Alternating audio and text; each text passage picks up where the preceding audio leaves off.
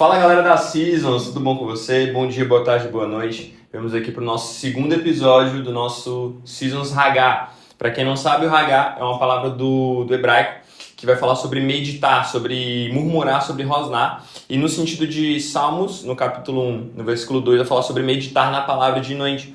Então, a temática desse podcast, a pegada, na verdade, desse podcast, vai ser justamente sobre destrinchar e abordar um tema de maneira mais profunda e de maneira mais direta. Ou seja, normalmente no Seasons Podcast a gente traz um convidado e acaba se comunicando com ele sobre a vida dele, sobre o testemunho pessoal. Nesse aqui, a gente vai estar falando sobre um tema específico.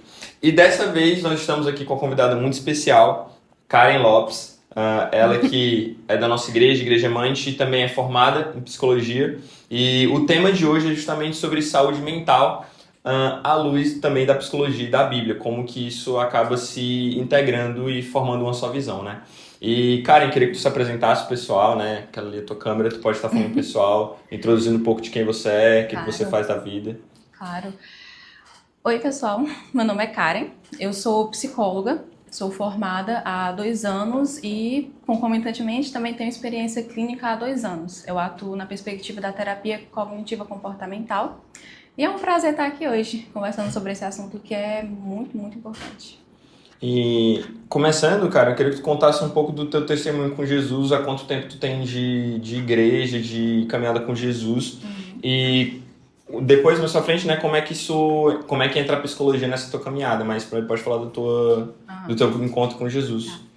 É engraçado isso porque eu gosto de pensar que eu fui conquistada, sabe? Durante muito tempo da minha vida eu não foquei muito pro lado espiritual. Eu realmente estava, como comumente falamos, né, no mundo, estava ali imersa em um lugar. E um dia, né, a minha amiga, ela chegou em casa. Para quem não sabe, eu moro com uma amiga minha atualmente. E ela chegou em casa falando que 2 meninas chegaram para ela numa praça falando sobre Jesus. Oi, vocês acreditam em Deus? E falando sobre isso com ela. E uma coisa estranha. Aí depois de um tempo em que ela estava congregando já na igreja, em que ela participava da célula, ela me convidou e participei da célula. Foi uma caminhada, um processo mesmo bastante educado, digamos assim, porque foi algo muito aos poucos, respeitando ali o meu processo, porque claramente, né, respeitando ali a individualidade de cada um, mas eu realmente fui conquistada por Jesus, sabe? A forma como ele me pegou foi uma forma muito única e eu vejo que se não tivesse sido dessa forma, todo o meu processo, toda a minha caminhada claramente teria sido ali de uma forma muito diferente. Eu não seria quem eu sou hoje. Então, de fato, foi algo que eu vejo ali como uma significância muito importante na minha vida, sabe? A forma como Jesus me conquistou, a forma como eu fui conquistada pelo Evangelho de Cristo. Nossa, incrível.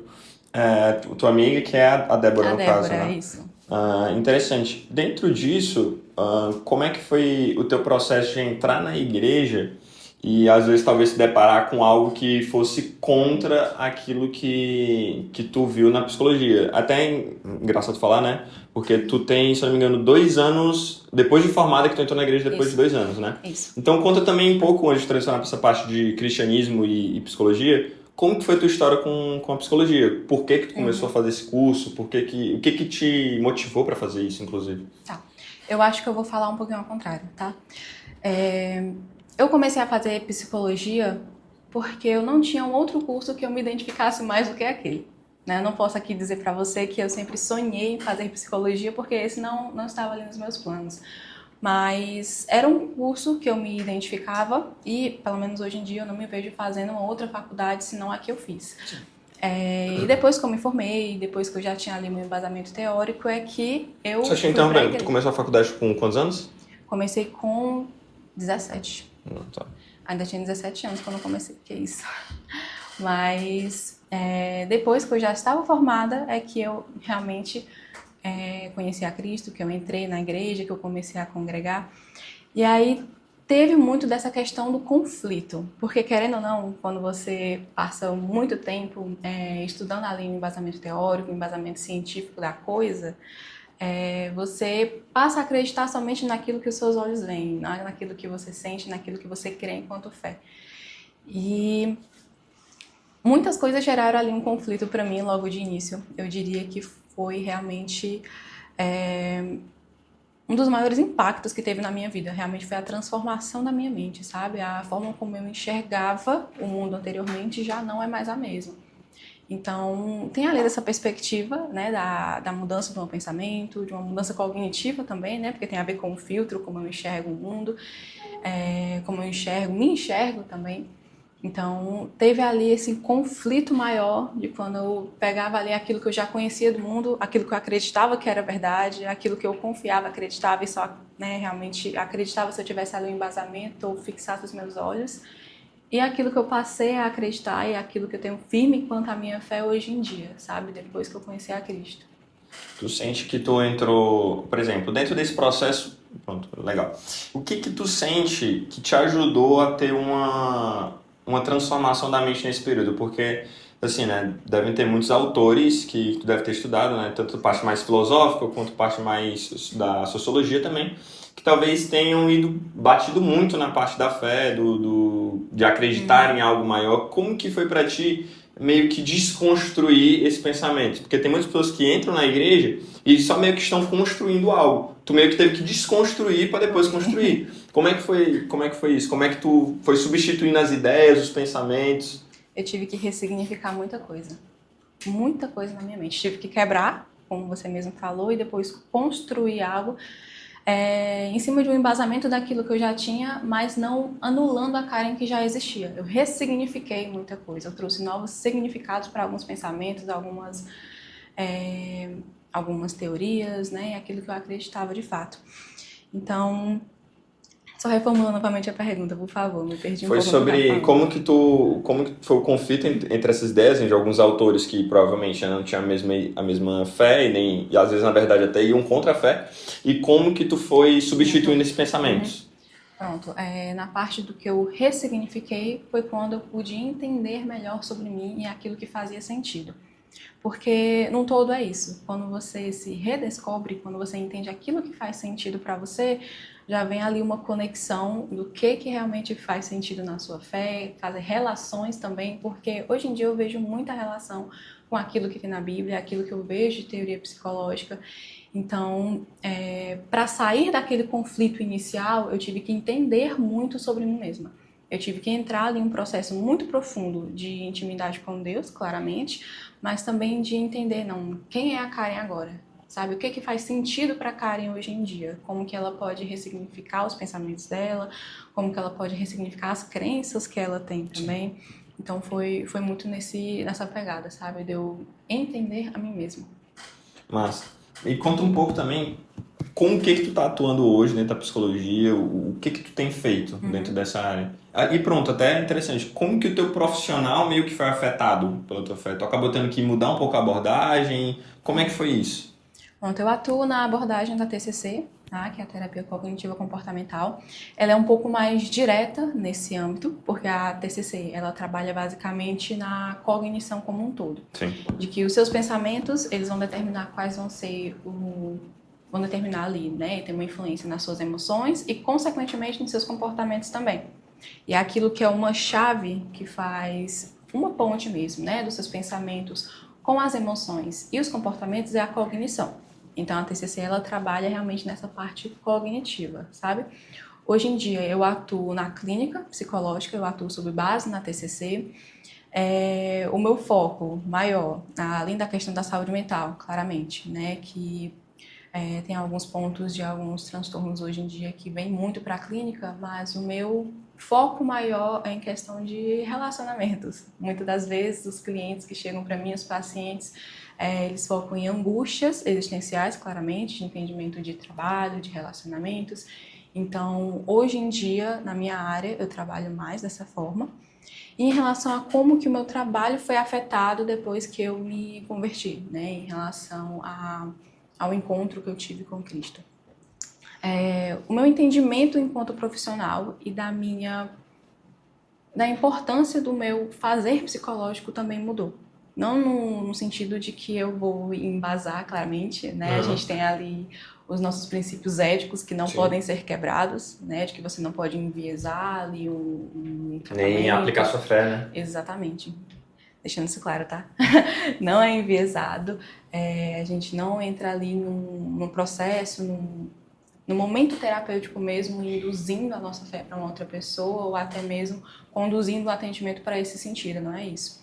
Mas mudou a minha percepção da Karen antes dela ser psicóloga. Como que a Karen vai atuar enquanto uma psicóloga naquele momento de atendimento, sabe? Qual é o objetivo que a Karen tem, a Karen cristã, a Karen que tem princípios cristãos também, a Karen que tem ali um embasamento na fé dela, como que ela vai atuar no tratamento e uma melhora em questão da saúde mental de uma outra pessoa, sabe? É algo que não fica puramente ali no sentido profissional da coisa, mas é algo que me pega muito intimamente. O que eu posso fazer por aquela pessoa? Acaba, às vezes, até virando algo espiritual, não? Sim, também. Porque tu acaba vendo até, não sei, né? Me corrija se eu estiver errado. Mas que tu acaba lidando com situações que às vezes também são espirituais, né? Você sente talvez um peso espiritual ali quando você vai atender uma pessoa, enfim. E como que tu lida com isso? Tipo, tu não pode parar e orar pela pessoa, obviamente, você não pode. Né? É algo errado, né? Mas como que tu lida com isso? Tá, essa é uma boa pergunta, é uma dubiedade também. Porque você lida com essa questão espiritual, primeiramente, quando você tem um relacionamento íntimo com Deus. A partir do momento que você entende para onde que Ele quer te direcionar, você também consegue se posicionar espiritualmente para depois ter o seu agir no físico. Né? Primeiramente, todas as coisas elas acontecem no âmbito espiritual para depois, né, irem ali para o físico, indo realmente mais para o lado da nossa fé e do nosso relacionamento com Deus, certo? Então eu me preparo primeiro espiritualmente todos os dias no meu íntimo, realmente no meu secreto, para quando vem essas situações eu ter ali um discernimento do que eu posso, do que eu não posso fazer. Claramente, em um momento, em um setting terapêutico, não cabe eu trazer a minha fé ali, e o meu discernimento ele vem naquele lugar, daquela forma. De eu saber quais técnicas eu posso aplicar, de eu saber não, o que está acontecendo realmente com essa pessoa, qual é a técnica correta, claramente. Isso vem muito dos meus estudos, porque isso nunca para, né? Sim. É um estudo contínuo que você faz quando você atua na psicologia, com a profissão no todo, mas vem ali um discernimento maior mesmo, sabe? De como que eu posso me posicionar nessa situação.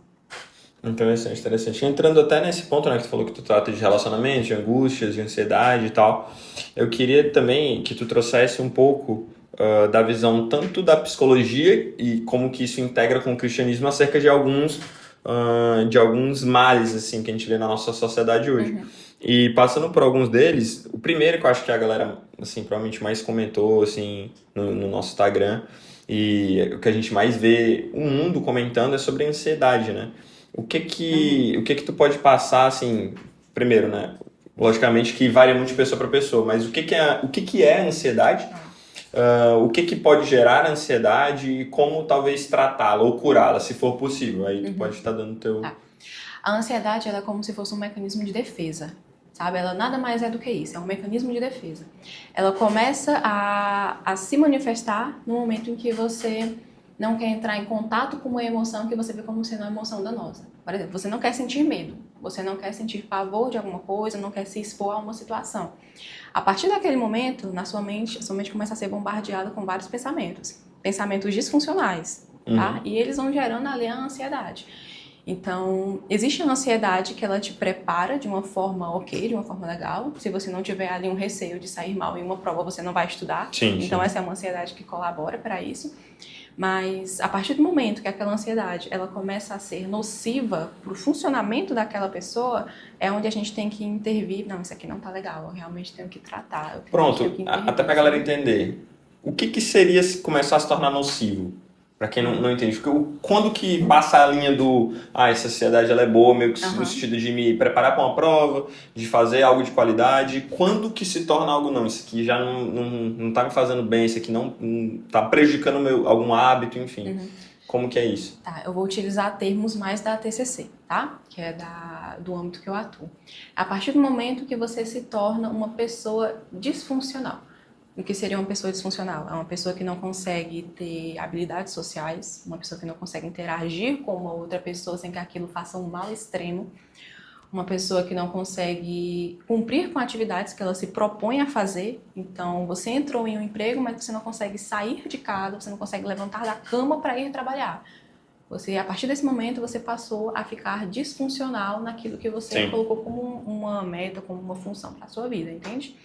Então, é no momento em que isso começa a se tornar prejudicial para você enquanto um indivíduo que vive em sociedade mesmo. E também, claramente, no âmbito emocional. Quando você se sente extremamente mal com aquilo, de não conseguir agir, de não conseguir pensar direito. E depende ali do tipo da ansiedade também, né? Tem vários tipos. Tem a generalizada, tem o próprio transtorno obsessivo-compulsivo, que ele pode se manifestar de várias formas. Tem a ansiedade social, que é justamente nessa questão da interação com outros pares. Então, ela realmente passa a se tornar, ela ultrapassa o limite daquilo que é saudável quando você não consegue mais efetuar suas atividades do dia a dia, sabe? Pronto. E como que eu consigo tratar isso? Como que eu consigo... Não, sei lá, tu acabou de citar uma série de coisas, assim, de talvez sintomas, né? Algumas coisas que as pessoas podem sentir para que manifestam ansiedade. E a pessoa que está escutando isso, ela pode pensar, tá, beleza, entendi. Como que eu posso tratar isso aqui? Porque, assim, né, sendo realista, não é todo mundo que tem acesso a um atendimento terapêutico, né? Isso também. Então, infelizmente, é algo mais complicado, nem todo mundo consegue ter acesso e nem todo mundo consegue ter meio que, vou dizer, a motivação ou a força na verdade, para chegar nesse lugar, de se propor a se abrir para alguém que desconhecido, muito provavelmente, e entrar nesse processo. Então, como que a pessoa ela pode tratar isso, digamos assim, ou procurar ser curado, ou se ajudar nesse processo? Te dizer que tem várias coisas que influenciam na manifestação da ansiedade de uma pessoa, tá? Tem o âmbito biológico, claramente, tem um âmbito psicológico, tem um âmbito social. E partindo mais para o local do social, a gente tem ali as questões econômicas, né, questões financeiras que impactam bastante a pessoa. Tem ali na questão do convívio com familiares, quando a pessoa tem ali um relacionamento um pouco mais difícil com eles. E focando mais nesse lado do social, o que você pode fazer para... enquanto estratégias mesmo de enfrentamento. Não vou colocar aqui a palavra cura, tá? Mas procurando ali estratégias de enfrentamento dentro daquilo que é possível para você fazer no momento. E também voltando ali para sintomas. Se você tem ali uma taquicardia muito grande, você pode utilizar ali uma técnica de respiração diafragmática, por exemplo. Uma forma que ela fique melhor assim para o entendimento é você utilizar a regra dos 5. Você respira pelo nariz durante 5 segundos, prende a respiração por 5 segundos e expira pela boca por 5 segundos também. Faz isso 5 vezes. A taquicardia ela vai melhorar, a sua respiração através do diafragma vai melhorar também e você consegue manter ali uma tranquilidade maior. Esse é um exemplo de uma estratégia de enfrentamento, sabe? Mas existem várias outras, dependendo ali da abordagem que você for trazer. Escrever os seus pensamentos, né, uma forma de mapear eles também é uma boa alternativa. Entre outras, né? Agora, outro que eu queria também falar sobre isso, esse é um pouco mais pesado, é sobre a questão da depressão. Enfim, depressão, antes de me converter, né, antes de ter um encontro com Jesus, eu passei por um princípio de depressão. E era tudo muito motivado pela questão de uma crise existencial que existe em mim, acerca de para que eu vivo, para que eu existo. Entende? E aquilo ali começou a se manifestar com uma depressão na minha vida e foi algo muito difícil de viver, de vencer, de viver e vencer. E como que a psicologia entende isso também? Da mesma forma que tu falou sobre ansiedade, queria que tu também trouxesse um pouco para o pessoal que está assistindo, entender como que, tipo, quando que a pessoa pode identificar que ela talvez está entrando num lugar de depressão, tipo, ó, luz amarela aqui, começa a entender, e como que ela pode começar a procurar ajuda e ser tratada. Também isso é algo interessante, também falando sobre isso. Tá. Uma palavra que ela pega muito no sentido da depressão é a persistência, tá? Ele é chamado, né, de transtorno depressivo maior e ele é caracterizado por um humor persistente, um humor depressivo persistente, na verdade. Sim. Não é apenas o momento em que a pessoa está triste, não é apenas o momento em que ela não está ali de bom humor, é um humor deprimido que se apresenta de uma forma persistente naquela pessoa, independente ali do contexto que ela está ou então da particularidade daquele momento. Eu falar aqui para você que utilizar ali uma técnica ou utilizar aqui alguma estratégia rápida vai melhorar com isso não seria verdade.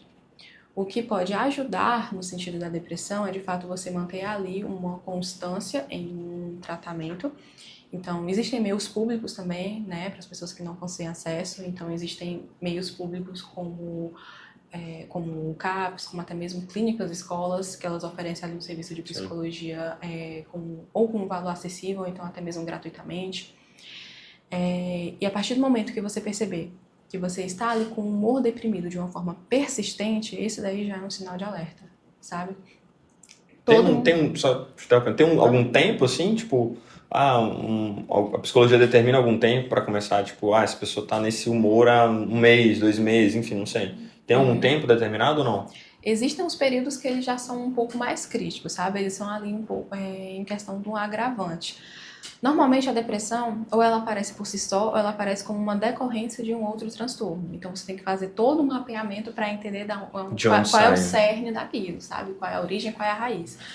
Mas se você perceber que aquele seu humor ele está sendo apresentado de uma forma persistente, independente da situação que está acontecendo com você, se você passou ali por um momento de luto difícil, claramente você não vai melhorar em uma semana. Sim. Mas se aquele luto ele está se perdurando durante meses, durante até mesmo anos, porque tem pessoas que têm ali um processo um pouco mais delicado, já é um sinal de alerta claramente para você procurar ali uma ajuda profissional, para você procurar outros meios para conseguir ter uma melhora nesse sentido, sabe? Mas o sinal de alerta, eu uso a palavra persistência. Se o seu humor estiver deprimido de uma forma persistente, isso daí já é um sinal de alerta, sabe? Uma dúvida. Qual que seria o deprimido e o triste? É o grau, digamos assim, de intensidade ou como é que funciona? O grau de intensidade é a persistência daquele sintoma. Porque se você não passou em uma entrevista de emprego, você fica triste. Mas se comumente você fica triste, você tem ali pensamentos de distorção sobre eu nunca vou conseguir um emprego, eu nunca vou melhorar profissionalmente, eu nunca vou conseguir isso. Se você recorrentemente tiver esses pensamentos disfuncionais e também de uma forma persistente ele afetar o seu humor, já passa ali a ser também um sinal de alerta para esse quesito da depressão, sabe? A tristeza, ela é normal. Não existe uma pessoa que não fique triste. Mas o interessante é você conseguir ter ali o discernimento de em que momento que ela passa a ser muito prejudicial na sua vida, te tornando uma pessoa disfuncional, sabe? Entendi. Outro transtorno, enfim, que eu queria falar é que é algo que, tipo, todo mundo fala, parece que todo mundo hoje em dia tem, que é o TDAH. Tipo, sei lá, não é engraçado porque eu tenho um amigo meu, tipo assim, ele esquece das coisas, não vou dizer quem é, mas talvez você que está assistindo, você sabe quem é. Ele esquece das coisas, toda hora ele esquece das coisas, ele fala, será que eu tenho TDAH? Não tenho TDAH. Aí, tipo assim, eu vejo toda hora, tipo, as pessoas falam que tem TDAH ou não tem TDAH, enfim. O que é o TDAH? Como que eu consigo, sei lá, diagnosticar esse negócio que parece que todo mundo tem agora, do nada, enfim. O que é o TDAH e quais são os sintomas, enfim. O diagnóstico, tanto do TDAH como de qualquer outro transtorno, ele vem a partir de uma avaliação, tá? De um mapeamento um pouco mais amplo sobre isso. Então, não tem como eu olhar para você e, Samuel, você tem TDAH. A partir de um corte que eu tenho aqui sobre você. Realmente não é assim que funciona. É porque a gente tem um amigo, não sei se tu lembra, porque ele fala uma série de acontecimentos. Não, mas eu já conversei com ele sobre isso também. Ele não tem, eu tenho. Não aqui, não cabe falar nesse momento. Então vai. Mas o que é o TDAH? Ele é um transtorno do neurodesenvolvimento. E ele vai afetar tanto a sua atenção, vai afetar também a forma como você se coloca enquanto comportamento, a sua regulação comportamental, tá? Então, e também a sua hiperatividade, no sentido de você ter ali uma impulsão muito maior. Então, ele é um transtorno do neurodesenvolvimento, ele afeta partes específicas do seu cérebro. Uhum.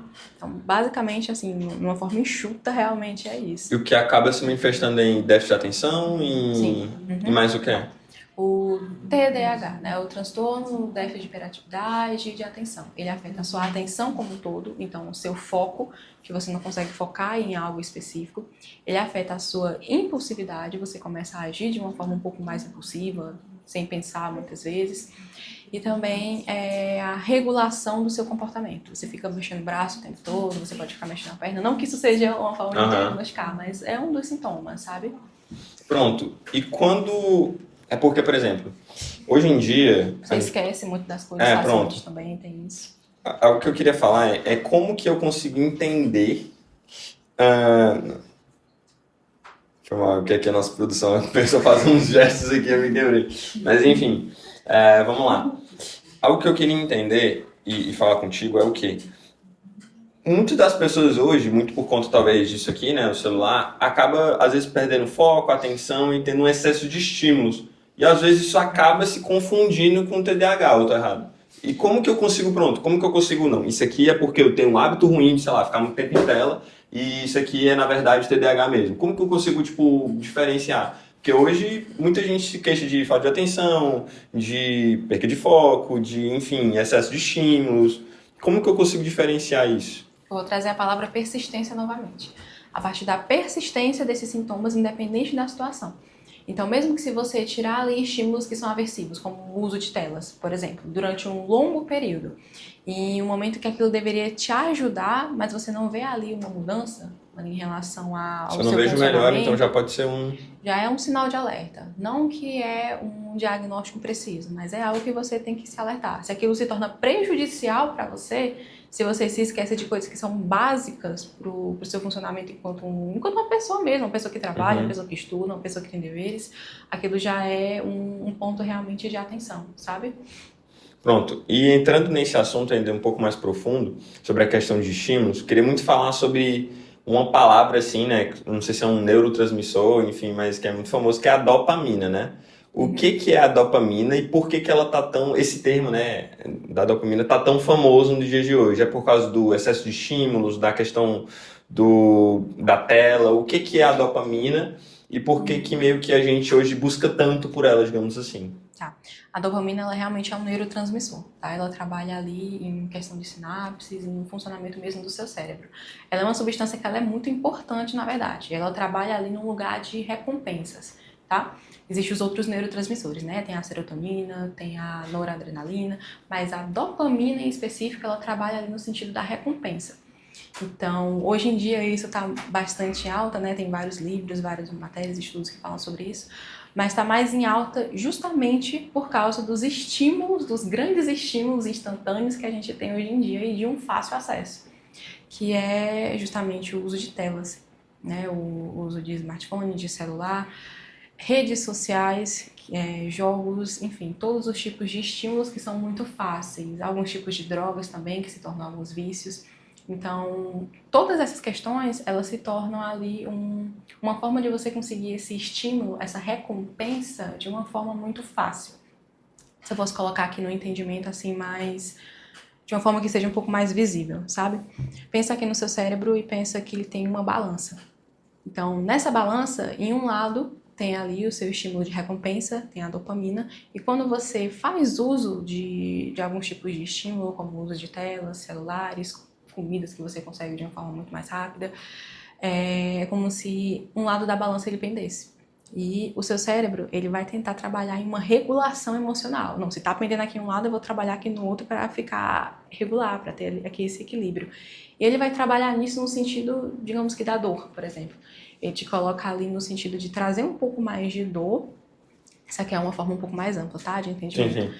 Ele traz aqui um pouco mais de dor para trazer ali esse equilíbrio. E o que acontece? O seu cérebro, ele já fica muito acostumado em ter ali esse estímulo de uma forma muito fácil, de uma forma muito frequente. Ele vai tentar compensar isso, porque ele está muito acostumado. É como se fosse um remédio que não tem mais um efeito no seu cérebro como ele tinha antes por causa do excesso do uso dele. A pessoa sempre quer mais e mais e mais. Exato. E nunca tem um fim. É sempre um ciclo que não tem fim. Então, você tem ali um excesso de dopamina, o seu cérebro ele tenta compensar, depois a balança pende de novo e fica nesse ciclo sem fim. Isso acontece com o uso de telas, com a visualização de vídeos de 3 minutos, que hoje em dia ninguém consegue mais ver vídeos que tem mais de 3 minutos por causa da necessidade desse estímulo de recompensa. É como se as pessoas hoje em dia... É como não, é de fato. Elas não conseguem, por causa dessa grande quantidade de estímulos que elas precisam de uma forma muito rápida, Sim. elas E não fácil, conseguem, né? e fácil, elas não conseguem esperar até o processo final. Elas não conseguem esperar até a recompensa em si, quando ela demora bastante. Então, ela quer aquilo de uma forma muito imediata, de uma forma muito rápida. E quando isso não acontece, ela se frustra, aí Ela se gera ali irrita. uma tolerância muito baixa a frustrações, justamente porque o seu cérebro, o seu funcionamento, ele já está muito tolerante a um estímulo de recompensa que deveria ser o normal, por Sim. exemplo. Então ele sempre vai querer mais. E dentro disso, eu vi uma expressão que eu achei muito interessante, eu queria saber se isso existe mesmo ou como é que funciona. Detox de dopamina, que seria meio que uma regulagem, né? Não, sinto que eu tô com muito estímulo aqui, quero fazer um detox de dopamina, quero passar, sei lá, 2 semanas, um mês sem estímulos. Isso funciona? Isso é saudável? Como que isso pode ser feito? Inclusive até pra galera que tá assim, não, realmente eu sinto que eu tenho tido muito estímulo, eu tenho visto muita coisa que me acelera, ou que gera realmente a liberação de dopamina. O que tu sugere para as pessoas que estão assistindo de maneira mais natural, digamos assim, né? De hábitos que elas podem tirar para conseguir regular esse processo? Porque às vezes a pessoa pode ter assim, nossa, realmente eu quero tudo, tô querendo tudo fácil, tô querendo comer aquilo que é mais fácil, tô querendo ver aquilo que é mais fácil, não consigo, sei lá, assistir uma videoaula de 30 minutos, porque isso para mim é insuportável, enfim. Mas, sei lá, ver vários vídeos de 10 segundos a pessoa consegue. Por mais que bata até mais de 30 minutos, a pessoa Sim. consegue. Tá lá 5 Então, horas vendo um vídeo de 10 segundos. 5 horas vendo vídeo de 10 segundos, mas não consegue ver uma videoaula de meia hora. Então, o que tu sugere pra galera para regular isso e resetar, digamos, detox de dopamina? Isso existe, inclusive? Existe, tá? Existe. E ele realmente funciona como uma regulação da sua sensibilidade desse neurotransmissor, da sua sensibilidade para a dopamina, para fazer com que aquele estímulo que deveria ser normal, ele se torne o suficiente para você, tá? Para o seu funcionamento. Eu gosto, tem essa expressão de detox também de dopamina, mas eu gosto da expressão de jejum também, tá? Jejum de dopamina, isso também é uma expressão que é válida. Em que você, de fato, escolhe ali um período determinado, claramente, dentro daquilo que é sustentável para você no momento, para você se isentar desses estímulos. Então, eu vou passar aqui, se eu passo 5 horas utilizando tela sem parar, eu vou diminuir esse tempo para 3, depois eu diminuo para 2, depois diminuo para 1, depois eu deixo ali em tempos espaçados que se torna saudável para mim. Então, não é algo que você vai tirar de uma forma muito abrupta, é algo gradual, justamente para que você não caia ali em um lugar de, eu consegui aqui durante uma semana, mas depois daquela semana eu vou cair aqui de novo e é como se daquele esforço tivesse sido para nada. Mas é uma construção gradual. Você vai se isentando daqueles estímulos que estão sendo nocivos para você de uma forma gradual para que realmente se torne um hábito. Então isso realmente existe, tá? É um detox, né, digamos assim, que você vai fazendo de uma forma gradual para melhorar e regular a sua sensibilidade da dopamina, sabe? E funciona? E funciona, se você fizer devidamente, funciona. Mas outro meio que, digamos assim, transtorno que também se popularizou muito por causa dessa geração acelerada que a gente vive, né? É a questão do burnout. Como que funciona a questão do burnout? E interessante até para comentar com o pessoal sobre o que é, estou estressado, cansado do trabalho e eu tive um burnout. Porque às vezes a galera até banaliza, né? Então, como eu te falei da dopamina, onde a gente fala muito, ou até TDAH, por exemplo, na verdade, a gente acaba banalizando os termos e a pessoa que realmente teve um burnout, às vezes a pessoa não foi tão bem assistida porque tudo virou burnout. Como que tu pode diferenciar o que foi um cansaço, um estresse de trabalho pro burnout? E o que é também, até pro... O burnout é o esgotamento mediante o trabalho, tá? É um dos tipos de ansiedade também. E você consegue diferenciar quando você tem e quando você não tem burnout, quando aquela situação pode ser voltada ao trabalho, algum outro tipo de atividade que você desempenha, se torna insustentável para você. Todo mundo se estressa com o trabalho, quem não se estressa, todo mundo fica chateado, ninguém gosta de acordar cedo, acredito eu, mas pelo menos a maioria das pessoas, eu não gosto, mas enfim. Quando aquela situação ela começa a se tornar insustentável para você, então realmente ali, justamente, é um ponto de atenção. Você não pode se diagnosticar como tendo burnout, mas é um ponto para você, não, eu realmente tenho que procurar ajuda, tenho que ver o que está acontecendo e procurar estratégias para me ajudar. Ninguém pode simplesmente parar, por exemplo, né, uma pessoa que ela mora sozinha, que ela depende ali de uma renda, mas aquele trabalho está se tornando extremamente desgastante para ela. Trazendo aqui de uma forma clara, é inviável ela simplesmente abandonar o trabalho, a não ser que ela consiga se sustentar de uma outra forma. Aquela pessoa ela vai continuar trabalhando. Então, ela tem que procurar estratégias para conseguir amenizar isso que ela está sentindo, para conseguir um tratamento adequado e, claramente, continuar se sustentando, né? Então, trazendo ali para o meio que seja realmente mais funcional. Pronto, até porque dentro do burnout, muitas vezes a solução que as pessoas trazem é justamente o out, tipo, sai do trabalho e acabou. Né? Tipo, sai do trabalho que resolve a situação toda, sendo que tem um aspecto social por trás, Sim. que é a questão de como é que essa pessoa vai se sustentar. Será que essa pessoa consegue simplesmente sair do trabalho? Tem tudo isso. Pois é. E dentro do burnout também, eu queria que tu passasse pro pessoal o que pode ser agravante, tipo, sei lá, ficar mais tarde no trabalho, um assédio moral que às vezes a pessoa sofre no trabalho, o que pode contribuir, digamos assim, para virar um burnout? Porque eu acho que a gente ficar até mais tarde, né, não ter tempo com a família, ou seja, ter que ficar mais tempo do que a jornada de trabalho normal, às vezes é uma situação com o chefe, às vezes é carrasco, enfim, o que às vezes acaba agravando isso? Tem um negócio que as pessoas falam bastante, né? De que quem não é visto não é lembrado. Vamos ter um cuidadozinho com isso, principalmente em relação ao trabalho. Existe ali essa carga horária de 8 horas de trabalho sendo algo máximo durante o dia, na semana, por um motivo. Né? Justamente porque você não consegue passar mais tempo do que isso de uma forma claramente muito produtiva, sem ter ali certos tipos de prejuízo. Todo mundo precisa ter uma boa noite de sono. Se você passar muito tempo trabalhando, muito tempo em alerta no trabalho, você não vai conseguir descansar de noite, mesmo que você tenha ali aquelas 8 horas direitinho. Talvez essas 8 horas não sejam... foram de qualidade. Exato. Então, a forma como você se prepara para um descanso vem desde antes, vem desde o respeito dos seus limites. Será que você sabe quais são os seus limites? Será que você está respeitando os seus limites? Será que as expectativas que o seu chefe tem sobre você, elas condizem com aquilo que cabe realmente ao seu trabalho? Então, tá ali no lugar, claramente, de você se dedicar no trabalho, você gosta, você quer trabalhar naquilo, certo, isso é bom, isso é certo. Mas você tem que ter ali seus limites muito bem estabelecidos para não ultrapassá-los e não se tornar algo realmente insalubre para você durante o dia a dia, sabe? Interessante. E dentro tudo disso que a gente comentou, eu queria que tu comentasse um pouco também, trouxesse para nós a questão dos desafios dessa nova geração, né? Porque pelo menos assim, eu peguei a geração já com o celular na mão. Assim, mas ainda assim, eu acho que isso meio que tomou uma proporção muito maior do que quando eu era criança ou quando eu era adolescente, por exemplo. Então, qual que tu acha que, com os instrumentos, né, e o nível de informação que a gente tem hoje, que se tornou desafio para essa nova geração? Porque é cada vez mais estímulo, cada vez mais vídeos curtos, cada vez mais, enfim, gatilhos e, enfim... Como que tu acha que essa nova geração... O que tu acha que é de desafio para essa nova geração e como que ela pode enfrentar, inclusive, isso? A tecnologia ela veio para ser uma aliada, né? Tanto que hoje em dia ninguém consegue mais ter uma vida teoricamente fácil se você não tem um acesso à tecnologia, pelo menos minimamente. Só que até que ponto isso começa a se tornar prejudicial para você durante o seu dia a dia? Eu me distraí um pouco. Você pode voltar aqui para mim novamente em relação à pergunta? Só para eu pegar eu falei sobre os desafios da nova geração, principalmente com as ferramentas, os instrumentos que ele tem hoje. O que eles têm acesso que às vezes era mais difícil a gente ter na nossa geração, né?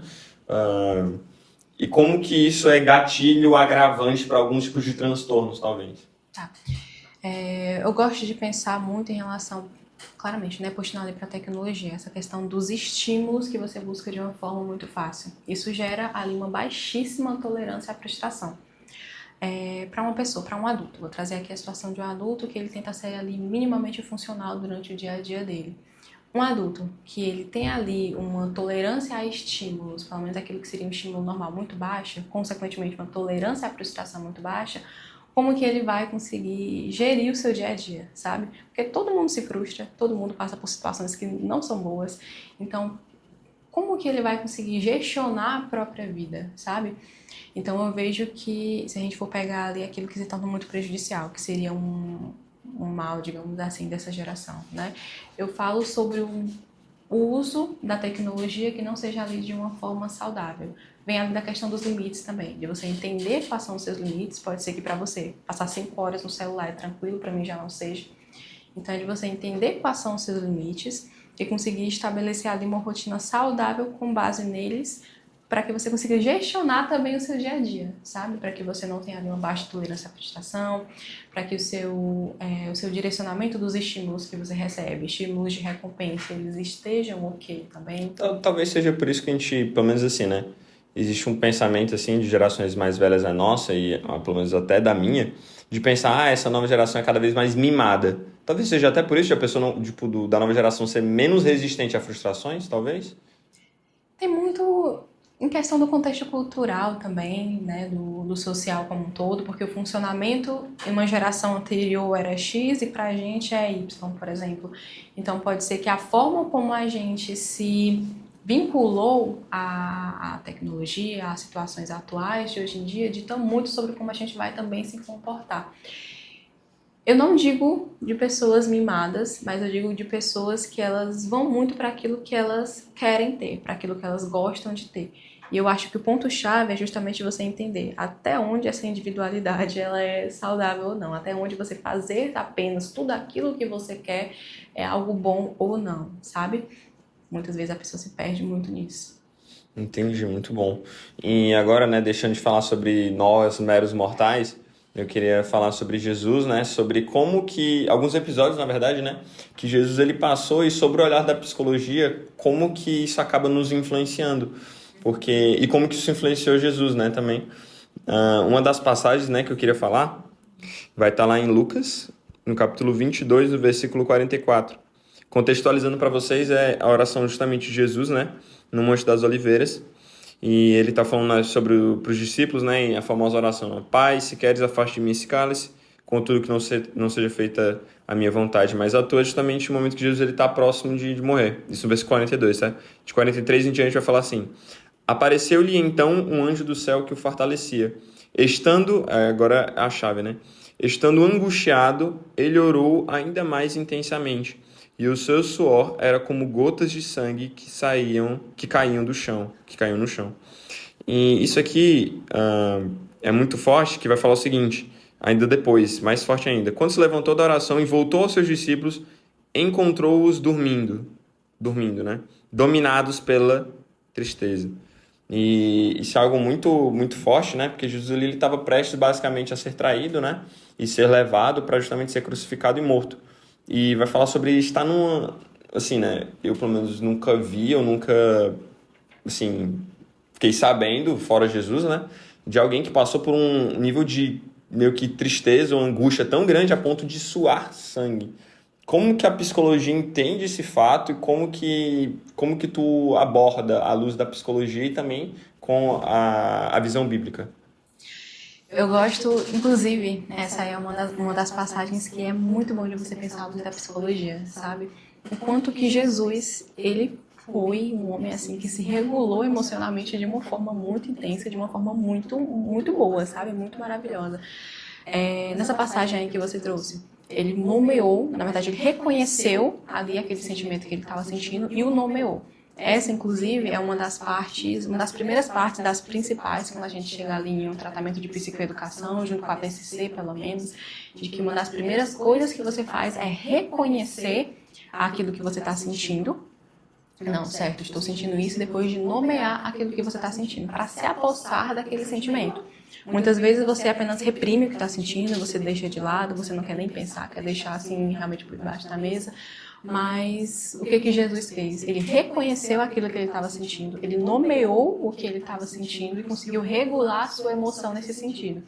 Inclusive, ele pediu, né? Se for da vontade do Pai, por favor, afasta aqui esse cálice. Ele trouxe ali um momento de vulnerabilidade dele enquanto humano, porque né, Deus estava aqui enquanto carne, então ele se mostrou vulnerável, mas ao mesmo tempo ele se colocou ali em uma disposição para Deus. De apesar que aquilo que ele estava sentindo, a vontade de Deus estava... Exato. Eu vejo essa disposição como uma forma dele se expor, realmente, dele se colocar ali em um lugar de, digamos que de um treino de habilidades, né? De você se expor a uma situação para aprender com ela, que é algo que a gente usa bastante na psicologia, para que você consiga superar algum tipo de trauma ou alguma situação que te faz muito medo, você se expõe a ela. Eu não vou deixar de ter medo de nadar se eu não tentar nadar. Então é uma forma de você se expor a um estímulo, se expor a uma situação para conseguir superá-la. Então, realmente a gente vê essa questão da disposição de Jesus realmente como uma forma dele superar isso que ele estava sentindo, da vulnerabilidade que ele trouxe, e desse treino de habilidades sociais mesmo, que é o que a gente trabalha muito na psicologia, sabe? Isso é muito interessante falar, porque eu sinto que às vezes é um tema que às vezes é banalizado no nosso meio. O fato de Jesus ele ter emoções, de Jesus ele ter chorado, de Jesus ele ter em um momento específico ali, ele também ter se revoltado com os fariseus também, na passagem de João 2, até acho que vale a pena mencionar, que vai estar lá em João 2, vai falar sobre o zelo. Só abrir aqui. Pronto, João 2, sobre Jesus falando sobre purificar o templo, vai falar assim: no pátio do templo encontrou alguns vendendo bois, ovelhas e pombos e outros sentados diante de mesas trocando dinheiro. Ele fez um chicote de cordas e expulsou todos do templo, bem como as ovelhas e os bois. Espalhou as moedas dos cambistas, virou as suas mesas e disse aos que vendiam pombas: tirem essas coisas daqui, parem de fazer da casa do meu pai um mercado. Os seus discípulos lembraram-se do que está escrito: o zelo pela tua casa me consumirá. Acho que aqui é outro episódio também emocionalmente em que Jesus, ele a todo momento ele pega aquilo que ele sente, as emoções, e ele transfere no reino de Deus. Um exemplo, né? Ali ele estava profundamente angustiado, no caso de Getsemane, né? Estava profundamente angustiado, ele estava profundamente triste ali no Monte das Oliveiras, profundamente assim no nível de talvez de tristeza, porque ele sabia que ele ia morrer. Sim. Ele sabia que ele morreu, ou seja, digamos assim, a pior coisa para acontecer para o ser humano, ele sabia que isso ia acontecer com ele, ele sabia o momento que ia acontecer, ou seja, estava próximo, por isso que ele estava orando de maneira mais intensa, e ele submeteu tudo aquilo ali à vontade de Deus. E aqui é outro momento em que ele pega até a ira dele, que parte de um lugar do Senhor, até porque eles estavam assim, né, profanando o templo, e ele pega tudo aquilo ali e ele transfere também no reino de Deus, de transformar até a própria ira em algo que foi usado para o reino de Deus, que era a purificação do templo. Então, como que nós podemos, assim, como falou, né, não me haja é um grande passo, mas como que nós podemos, assim, pegar a nossa emoção e, nossa, beleza, eu sinto isso aqui, e transferir no reino de Deus, fazer com que aquilo possa, na verdade, servir de combustível no reino, porque foi isso que Jesus fez aqui. Como que a gente pode fazer isso com inteligência emocional? Eu gosto de pensar de Jesus como sendo a nossa régua, né? Ele tanto utilizou ali a questão das emoções dele a favor no reino, questão de zelo, como também os próprios frutos do Espírito são sentimentos, né? Amor, paz, alegria, bondade, enfim, e que são inspirados em Jesus, né? Então, a gente pode utilizar ali essa forma de uma regulação emocional maior, de você ter ali o seu sentimento, você pode viver ali momentos de angústia, você pode viver momentos de tristeza, mas como que eu posso ter Jesus como uma régua para eu conseguir regular aqui as minhas emoções, para transferir elas para o reino de uma forma correta? Se eu for pegar aqui algum tipo de estratégia para você, eu havia comentado antes sobre escrever. Né? Você escrever os seus pensamentos, por mais ruins que sejam, por mais disfuncionais que sejam, escreva aqui os seus pensamentos, escreva aquilo que você está sentindo, faça como se fosse realmente um diário terapêutico, Sim. sabe?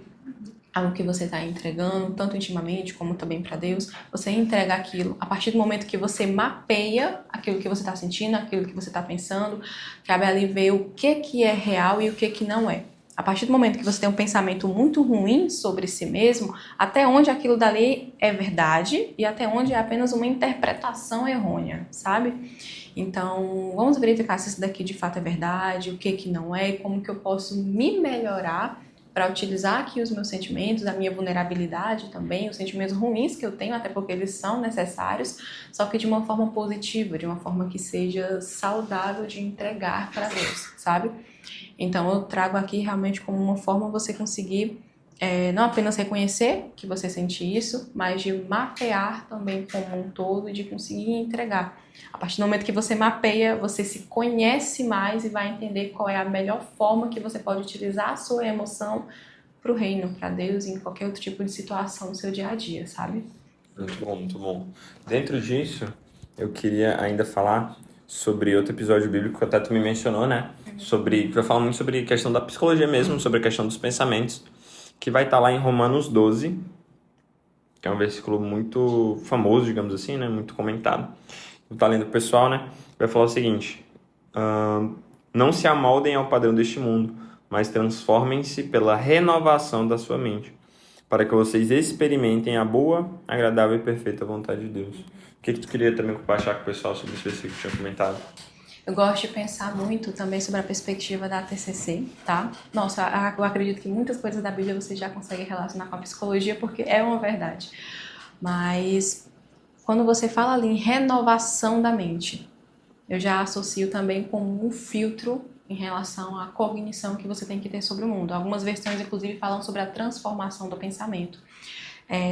Lembra que eu tinha dito antes que o seu pensamento ele vai conduzir as suas emoções e conduz também o seu comportamento.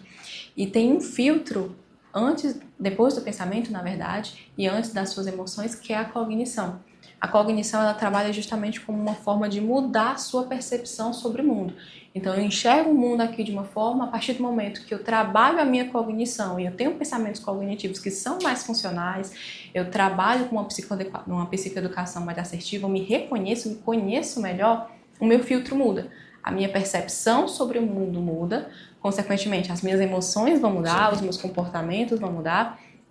E a renovação da mente eu vejo justamente como entrando nesse ponto. Como que você pode conhecer, experienciar, viver a boa, perfeita e agradável vontade de Deus? É mudando o seu pensamento.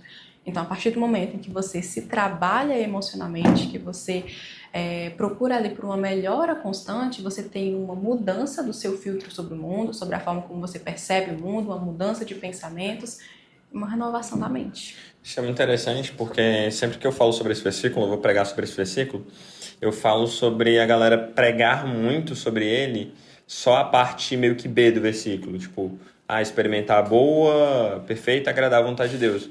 Sendo que isso é condicional. Ou seja, para eu conseguir experimentar tudo isso, tem que ter uma renovação da mente e mudar a forma que eu enxergo o mundo.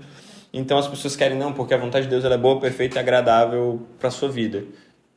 Ela só vai ser se você renovar a sua mente. Se você mudar a forma que você enxerga o mundo e transformando aquilo que você pensa.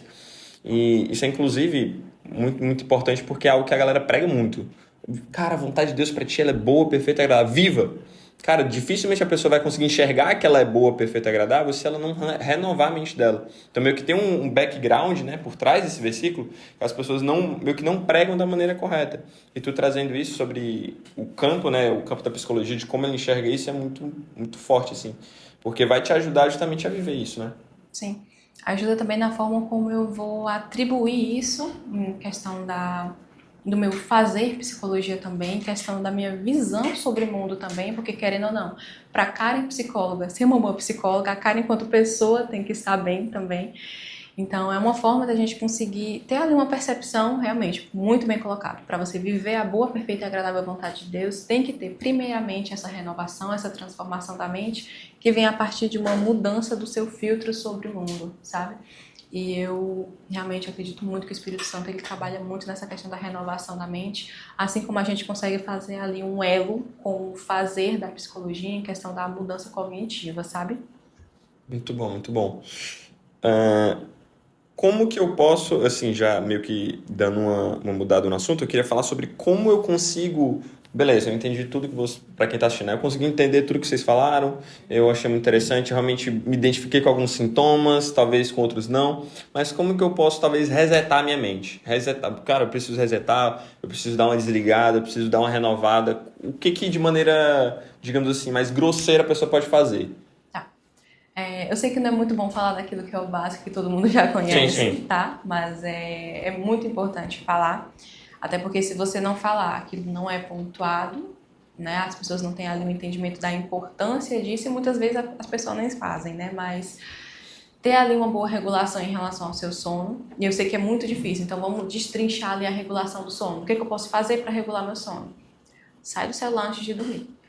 Tira ali pelo menos 1 hora antes de dormir, não fica no celular. Tenta fazer ali uma higiene do sono mesmo. Pronto, isso é interessante falar. Beleza, vou parar de olhar o celular 1 hora antes de dormir, mas qual hábito a pessoa pode substituir de forma que não seja danosa da mesma forma? Que a pessoa substituir talvez, o celular pela televisão, talvez ainda assim vai ser um problema, porque é uma tela, um estímulo ali. O que a pessoa pode substituir? Tá.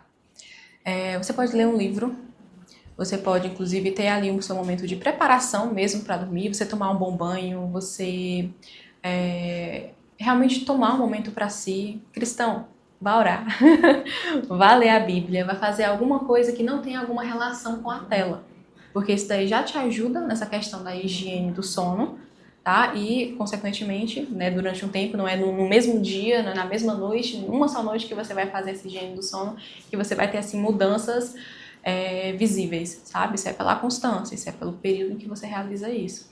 Então, a partir do momento em que você começa a ter um hábito de higiene do sono, você também vai conseguir regular essa parte da sua vida, sabe? Consegue tratar questões de insônia, de hipersonia, e o que atrela também a outros tipos de transtorno que você pode ter, o que também é algum tipo de estratégia em questões de, claramente, né, alguns níveis de depressão, alguns níveis de ansiedade ali, dependendo do grau dela. Então, é uma boa estratégia, tá? Em questão da regulação do sono. O outro ponto, alimentação. Algumas pessoas possuem certos tipos de transtornos alimentares. Uma das primeiras coisas que você pode fazer é entender a gravidade disso e a importância que uma boa alimentação tem ali na sua rotina, tem ali para o seu intelecto mesmo, para a sua cognição. Você não consegue raciocinar se não estiver bem nutrido. Então, ter ali um entendimento da importância de uma boa alimentação, das 3 refeições principais no seu dia. Se você não souber como organizar devidamente, procurar ali uma assistência de um nutricionista ou então pelo menos alguma consultoria. Inclusive, existem clínicas escolas, consultorias que são gratuitas, tá? Então, de você realmente trazer ali, ter um entendimento da importância de se nutrir, sabe? Não adianta nada você ter ali um grande momento de estudo, sendo que você não está nutrido fisicamente. Um outro ponto é a questão dos exercícios físicos, tá? Que é justamente de você conseguir ter ali aquela questão da recompensa, tá? Você tá ali altamente dopaminado enquanto está treinando e depois vem a serotonina. Então, é no sentido de você ter ali a busca por essa recompensa, por esse neurotransmissor, por essa substância que é positiva, de uma forma saudável, tá? E claramente, cuidando ali do seu corpo, cuidando do seu tempo, mas em questão de estratégias mais físicas, mais palpáveis. O que você pode fazer? Existem algumas estratégias, que eu inclusive já falei aqui, tem a questão da respiração diafragmática, que você sempre pode lembrar de usar. Existe o treino de habilidades sociais. Se você está muito ansioso com alguma situação, você está ali muito apreensivo com ela, puxa ali uma pessoa da sua confiança, vamos treinar ali essa situação, é algo que a gente usa bastante no setting terapêutico também, sabe? O que a gente chama de role in play, você vai treinar uma habilidade social com uma pessoa. Uma outra questão que pode ser utilizada também é justamente a escrita. Na escrita ela tem um poder, ela tem uma potência muito grande. No caso dos pensamentos ou qualquer sentido, tá falando? A escrita ela é potente em todos os âmbitos. Você pode escrever os seus pensamentos, você pode escrever o que você quer, você pode escrever metas, pode escrever pós e contras. A escrita, ela tem um potencial, uma potência muito grande. Então, você pode utilizar ela dentro daquilo que faz sentido para você. Se faz sentido escrever seus pensamentos, para depois fazer ali uma visualização do que é real, o que não é, fazer uma verificação da realidade com aquela escrita, joia, muito bom. Se você quer escrever as suas metas para ver o que foi alcançado, o que não foi, maravilhoso. Inclusive, o estabelecimento de metas é um dos pontos que é algo chave também. Se você quer fazer uma escrita somente para desabafar, colocar aquilo que você está sentindo, melhor ainda também. Então, a escrita ela tem esse potencial terapêutico muito forte, sabe? E quando ela é usada de uma forma que faz sentido e é condizente para aquela pessoa, ela tem ali ela gera ali uma transformação muito grande também, sabe? Muito bom, muito bom. Agora, indo para as perguntas da galera, eu queria trazer 2 perguntas que eu achei muito interessante. A primeira é: quais opiniões dentro do cristianismo podem interferir na busca por psicoterapia? Tá.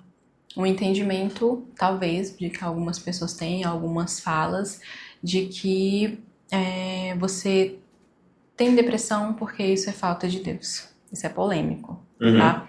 É algo que eu vi ali de um diferencial muito grande, pelo menos quando eu me converti, porque eu me converti no Mante, foi a importância que os líderes da igreja eles dão para essa questão da saúde mental, de que isso não é besteira, de que isso não é algo paralelo, isso está sim dentro daquilo que você está vivendo com Cristo, e de você colocar uma importância devida.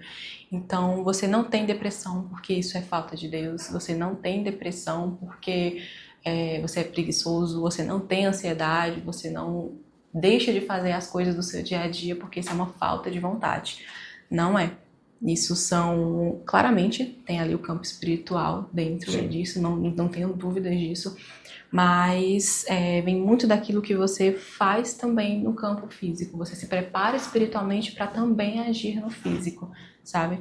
Então tem ali a importância de você utilizar das estratégias que a gente comentou aqui. Claramente, dependendo do quadro que você tem, não vai adiantar, não é que não vai adiantar, né? Mas pode ser que não tenha uma eficácia muito grande você utilizar de estratégia sozinho com uma pessoa de confiança, se não for com um profissional qualificado, por exemplo. Para poder aplicar aquilo da melhor forma. Exatamente. Então, dependendo do grau daquilo que você possui, do seu nível de sentimento, da sua depressão, da sua ansiedade, você vai sim precisar de um profissional para conduzir esse processo. Então, Isso é interessante até falar sobre essa parte mais das emoções, porque nós somos um ser de corpo, alma e espírito. E muitas das vezes a gente fica só nessa de a luta é só do meu corpo com o meu espírito, tipo, meu Deus, é a carne contra o espírito toda hora, e as pessoas meio que deixam as tuas emoções e aquilo que tu sente de lado. Sendo que isso também tem um grande peso na tua vida espiritual e na tua vida carnal também. Aquilo que tu sente, aquilo que tu tipo, aquilo que tu revela através das tuas emoções, né?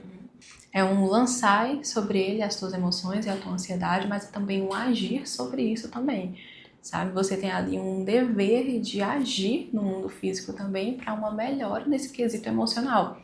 Então, Jesus, ele agiu ali em uma regulação emocional imensa, mas caramba, a gente tem ele como uma régua, mas a gente não consegue ser ele. Perfeito na Terra foi só ele. Então a gente de fato tem que buscar ali uma melhora contínua, uma regulação emocional, ter ali um entendimento de que cuidar da saúde mental é muitíssimo importante, principalmente no meio cristão, porque você passa ali por várias e intensas guerras, sabemos disso.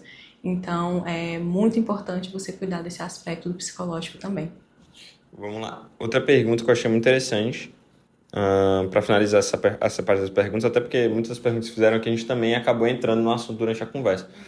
Mas tem que falar sobre esse assunto porque isso em específico, esse tema em específico, a galera tem perguntado muito e, querendo ou não, o pessoal mais comenta. Questão da ansiedade. Tiveram duas perguntas aqui, mas tu pode responder já de lavada em uma. Você acha que a ansiedade virou a nova normalidade da nossa geração? Aí a outra, na sua opinião, o que tem contribuído para o aumento da ansiedade nos jovens cristãos? Mas eu acho que talvez nem seja só nos jovens cristãos, né? Mas no todo também. No todo. A questão dos estímulos. Hoje em dia, a ansiedade ela está muito presente no nosso cotidiano, no nosso dia a dia, por causa da quantidade de estímulos que a gente tem. Estímulos que a gente costuma consumir ali de uma forma rápida, de uma forma instantânea, e quando não vem aquele sentido de recompensa muito rápido também, você se frustra e você busca por cada vez mais, e entra naquele ciclo sem fim, que não para. Então, isso, com toda certeza, colabora muito para o desenvolvimento ali de uma ansiedade, em que você não quer ter um acesso daquela emoção negativa, então vai gerando ali pensamentos ruins, pensamentos disfuncionais, e vai gerando uma ansiedade também. Então, eu diria que algo que atrela bastante a isso, do porquê que a ansiedade se faz tão presente hoje em dia, é justamente por causa disso. Também é das situações, que é o aumento dos estímulos muito rápidos e também a autocobrança. As pessoas se cobram bastante hoje em dia para serem perfeitos talvez assim. Por causa das redes sociais, questão da comparação. Também, questão da comparação, de ter acesso mais facilmente à vida dos outros, né? Sim. Aquilo que o outro quer mostrar. Aquilo que o outro quer mostrar. Tem isso, porque você visualiza uma vitrine. Você vê aquilo que é perfeito e aquilo que a pessoa quer mostrar, aquilo que ela escolhe mostrar. Ninguém escolhe mostrar o lado ruim. Ninguém vai escolher mostrar em uma rede social para todo mundo ver o lado ruim do seu dia a dia. Você vai mostrar uma vitrine perfeita. Então, a partir do momento que você começa a se comparar com o outro, vem ali aquela questão de um perfeccionismo, de você querer sempre melhorar, de você querer sempre estar melhor. E isso ali é você se auto-sabotar grandemente. Amém. Transicionando para o final, eu queria que tu olhasse ali naquela câmera, falasse um pouco do que Deus ele tem falado contigo, até conectando com aquilo que tu aprendeu sobre psicologia e aquilo que tu tem vivido com o Senhor nessa área também, e orasse por nós para a gente encerrar. Tá. Se eu for trazer algo daquilo que Deus tem falado muito comigo, daquilo que eu tenho ali de um entendimento, até mesmo de hoje em dia, seria para você não se cobrar tanto, de uma forma até ali a buscar por uma perfeição muito grande. As suas atividades, a sua vida, ela não tem que ser perfeita, ela tem que ser sustentável. Então, você tem que agir nesse sentido, dentro dos seus limites, daquilo que é saudável para você, e sempre lembrar que a sua vida não é uma vitrine, você não tem que agir perante esses moldes, tá? E partindo aqui mais para um lado final, acho que a gente pode direcionar aqui para uma oração e finalização aqui do momento. Vamos lá?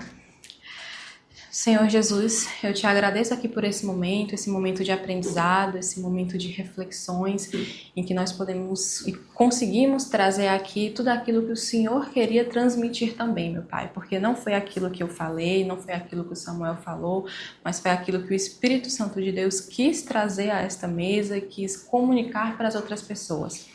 Nós podemos traçar planos, nós estabelecemos ali algumas visões, mas é o Senhor, nosso Deus, quem direciona os nossos passos.